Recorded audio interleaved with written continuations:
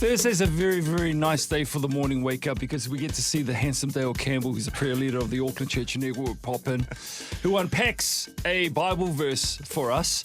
And Dale is the one who sends through the Bible verses that we want to look at and unpack. So if there is a verse that you're a little bit unsure of, maybe you can text that through to us and we'll pass it on to Dale so we can unpack it on a Thursday. 8168, the keyword is life. Good morning, Dale. Good morning. That's a very handsome shirt you have on today. We were talking about that earlier. We were talking about it. You're a very handsome man. Are we going to go backwards and forwards? It's fine. It's all right. It's fine. I'll just sit here. Yeah. That was good. That was way Sorry. That was well played. We're going to get that online later on this morning. Okay, let's jump into John 20, verse 22. This is just after the resurrection, and Jesus appears to his disciples. I thought it'd be interesting to look at this one. Go Because then. there's this awkward moment. Like if I was to get out from behind this microphone and walk around to you, Sella, and say, and just breathe on you, you'd be like, bro, you know, what, you're invading my personal space. Well, it would have surprised me because, you know. You do that all the time. We are a now. bit affectionate sometimes. You're a very huggy person, but you would know from my breath that I had coffee, and it would be awkward, right? But this passage, it has this line: He breathed on his disciples, and it's just this is actually quite. It's not awkward. It's awesome. It's majestic. Did he actually do that, or is it a metaphor? Yeah. Look, I mean, I think what John is doing. John's gospel is highly pictorial, symbolic at times, but it's also historical. So I think he is talking about how Jesus gave his spirit to his disciples. Some people call this passage like a early Pentecost or a Pentecost before Pentecost, because this is not at the temple where in the upper room or anything where all the tongues. It's not Acts 2. This is earlier than that. So yeah, it's kind of like a Pentecost before Pentecost. Is this the second time? Because in Genesis, it says God breathed life into Adam. Oh, come on, man. That is some intertextual theology I'm just saying, on. should we be surprised that Jesus breathed? Oh, I don't dude, know. I don't know. need to say anything. You just have you've slayed it. That's a great link. Well, because I got a nice T-shirt on. Gosh, man. It's all connected. Honestly. It's all you. I'm just giving it to you. What does that mean? So look, I think to understand this, I mean, it's just really cool to see what's happening in these 5 verses around that. Because like the doors are locked. They're in this room. They're afraid of the Jews, it says. And I mean, in some ways that speaks about any kind of fear that we might have as humans.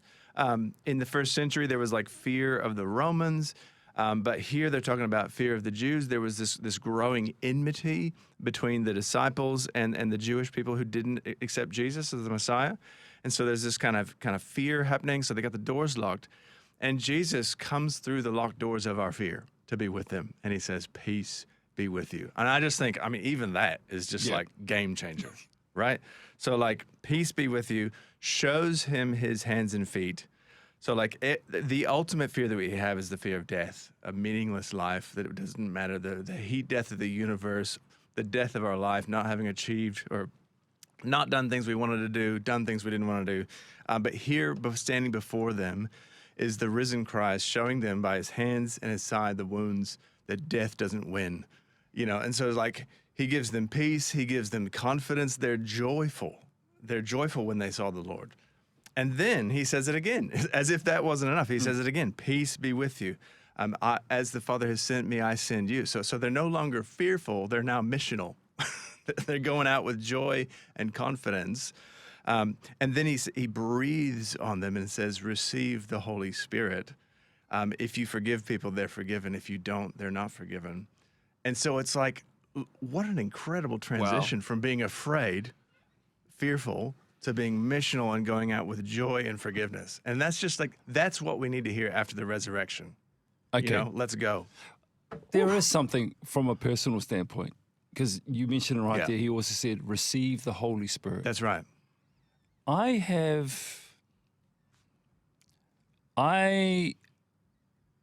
not sure if I've ever had a nudge from the Holy Spirit. Wow.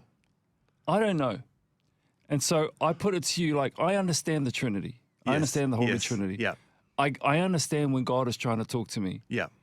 but I'm not sure, and I hear it all the time. Totally. But I'm not sure whether I've received or how I received the Holy Spirit. Can you help me out there? Do you know what I mean? Something that's happened between the first century and right now, 2025, is a thing called the Enlightenment. And we have, as a human species, we now think with a naturalistic scientific lens. And so if you get a sudden thought or a bit of inspiration or an idea to help someone or a kind word to give someone, you are trained by that system to think of it as just purely natural. Yeah. Whereas I think other humans in other culture throughout human history would be able to see the inspiration of God in that moment. You're saying I'm stupid. No.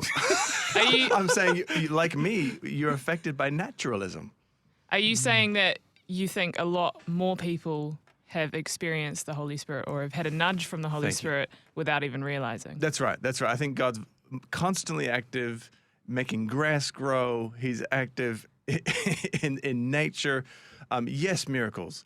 But I think that's the downfall of naturalism is that it's caused us to only see God whenever there's a supernatural thing. Yeah. As opposed to natural. God's in the natural as well. Beautiful. Yeah. Before we cut you loose, Come on. Is that your key takeaway for people today? Because the back end of that verse says, "Receive the Holy Spirit." So how? Yeah. I mean, I guess I can walk out this door having had a wonderful chat with y'all, and I can be in traffic and I can be in meetings, wherever, and I can get worried about what someone thinks about me. Fear can start to descend upon me. And so any given moment in any given day, I need to be inspired, filled with a spirit that will take me out of my fear into being a person who's on mission with a mission of forgiveness and reconciliation and peace. That's what I need. You carry on today being your handsome self. Oh, stop it. Okay. I'll compliment you. Dale Campbell, again, please, if you're plugging in these school holidays, if there's a verse that you're tripping over, send it through to us and we'll pass it on to Dale. 8168, the keyword is life. Have a great weekend. Dale, we'll see you next Thursday. Bless y'all. God bless.